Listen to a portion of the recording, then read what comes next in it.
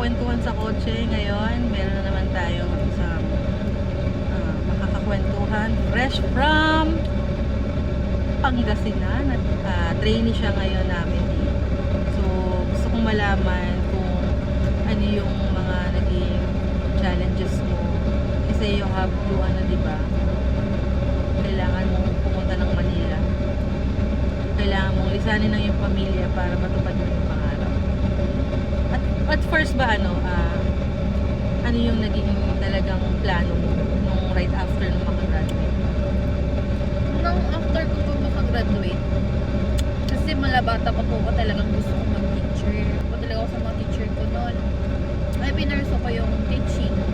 Kasi gusto ko talaga kahit ano talaga yung hindi ako yung tipo na kung ano yung gusto ng friends mo, ganun, mababago yung thought mo, ano gusto ng pamilya mo sa'yo, mababago. Ako talaga nakastick na po talaga ako maging teacher. Kasi ako kasi dati, nung bata ako, gusto kong maging scientist. Ay, Pero hindi naman siya nangyari, hindi siya natupad. Pero ikaw, talagang, yun nga, since bata ka, hindi na bago. Yun talaga yung gusto mo. Which is maganda kasi diba talagang sa murang edad, alam mo na talaga yung gusto mong marating sa buhay mo. And congratulations kasi finally, nakatapos ka na ng iyong pag-teacher. Doon sa, di ba taga Pangasinan ka? So, ang magiging, so magpaparelocate ka. yes po. Ano unang sabi ng family mo? Na syempre, for the first time, lalayo ka sa kanila. Ang family ko po kasi, hindi po sila yung mahigpit. As long as alam nila yung decision mo is tama. Kumbaga, alam nila yung decision mo may patutunguhan. Hindi po sila basta papayag kapag alam nila na, ay, magta-travel ka lang, gano'n. Dapat po na ng question. Pero kung alam nila na magra-relocate ka dahil sa work, ganyan, okay lang po sila. Support talaga sila. Basta as long as nag-update ka sa kanila na ganito, ganyan, yun lang po yung gusto nila. Kumbaga, assurance lang na safe ka sa lilipatan. Ilan ba kayo magkakapatid? Actually, pang MMK po yung storya ng buhay ko. Ako, mga kakakwentuhan. Sige, Kasi- pwede ba namin malaman yan? Nung bata po ako, iwalay na ang parents ko. Ano na po ako na 12. Ako pang panganay sa aming kakapatid. Tapos, ang papa ko po, naginiwalay ang mama ko dahil parang dinahilan niya na meron si mama ko. Pero ang totoo siya talaga meron. Tapos, ang di ko makakalimutang trauma nung bata ako is yung nakita ko yung mama ko na siya pa yung lumuhod sa papa ko para lang hindi siya iwan.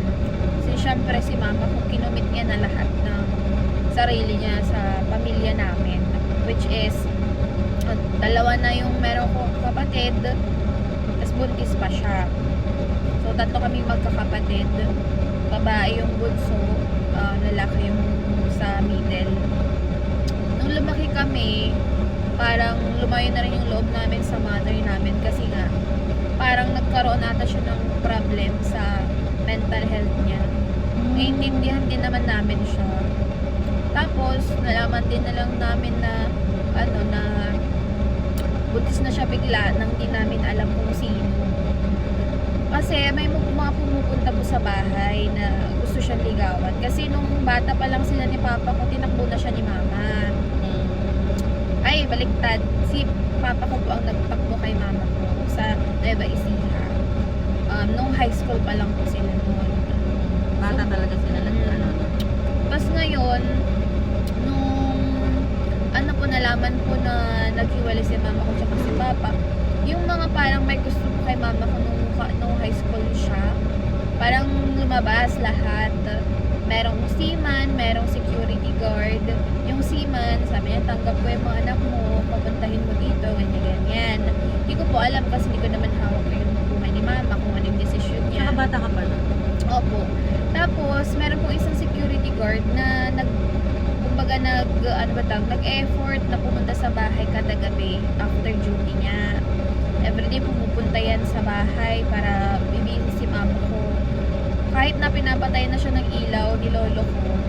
Ayun, pero hindi naman yun, parang lang, tinetest niya lang kung talagang gusto niya i-pursue si mama kasi given na may mga anak na siya, talaga seryoso ba gano'n. pinapatayan ni lolo ko ng ilaw yung dati. Pero porsigido pa rin siya. Ngayon, nagulat na lang kami, buntis. Yun.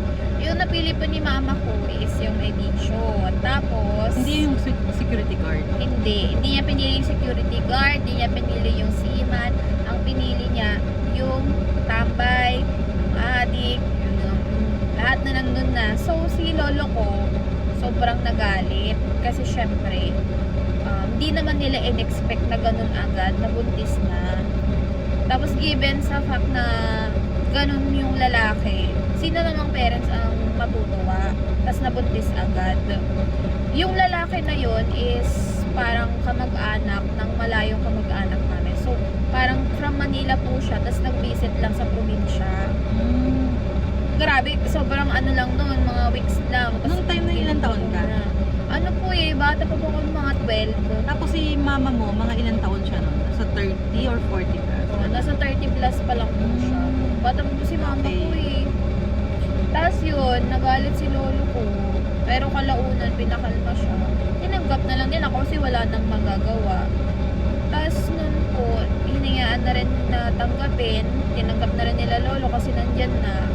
Pero, ang mama ko parang impluwensyahan na mag-inom-inom. Wala po sa lahi namin na umiinom. Hindi po talaga kami umiinom sa lahi namin. Kahit si lolo ko hindi umiinom.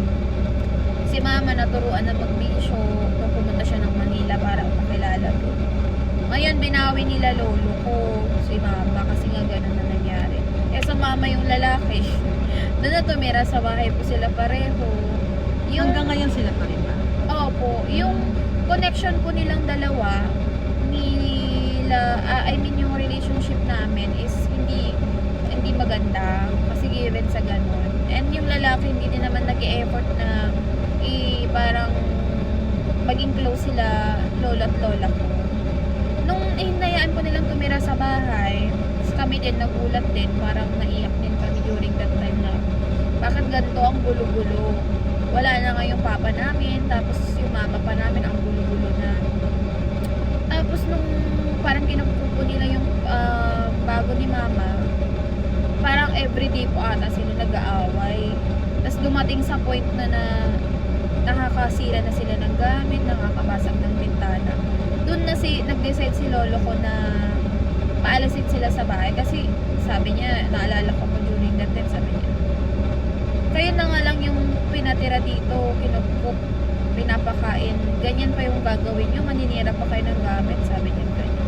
So, nag-decide po sila na paalisin na. Paano kayo nun? Kayong tatlo kayo, di ba? Sa papa? Opo. Dipit-dipit po talaga kami noon, as in wala Sumama po kami kayo nun? Hindi po kami sumama. Doon kayo sa lolo niyo. Anong pakiramdam mo nun ang bata mo ba, tas ganun na yung nangyayari? Siyempre, ang bigat-bigat ng pakiramdam mo na namulat ka sa ganung sitwasyon ng buhay.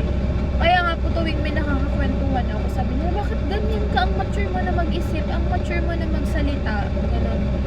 Kasi maaga po akong namulat sa realidad na kailangan kong maging ganito kasi nga panganay ako Bilang panganay.